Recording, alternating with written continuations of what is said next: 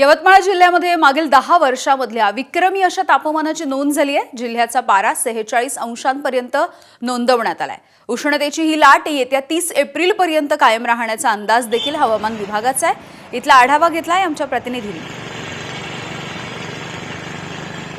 मागील 10 वर्षातील सर्वाधिक विक्रमी तापमानाची नोंद जी आहे ते यवतमाळ जिल्ह्यात झालेली आहे। 46 अंश तापमान जे आहे तो पारा जो हा यवतमाळ जिल्ह्याचा झालेला आहे। गेल्या 3 ते 4 दिवसापासून हवामान विभागाने उष्णतेची लाट येण्याची संकेत दिले होते। त्यानुसार जर पाहिलं तर यवतमाळ जिल्ह्यात गेल्या 3 दिवसापासून 43 अंश 44 अंश 45 अंशावरती गेलेला पारा हा आता 46 अंशावरती पोहोचला आहे। त्यामुळे उष्णतेची लाट जी आहे त्या इथे दिसून येत आहे। एकंदरीत जर पाहिलं तर जिल्ह्यात ह्या गेल्या दशकभरातील हे सर्वाधिक उष्णतेचं तापमान जे नोंद करण्यात आलेली आहे।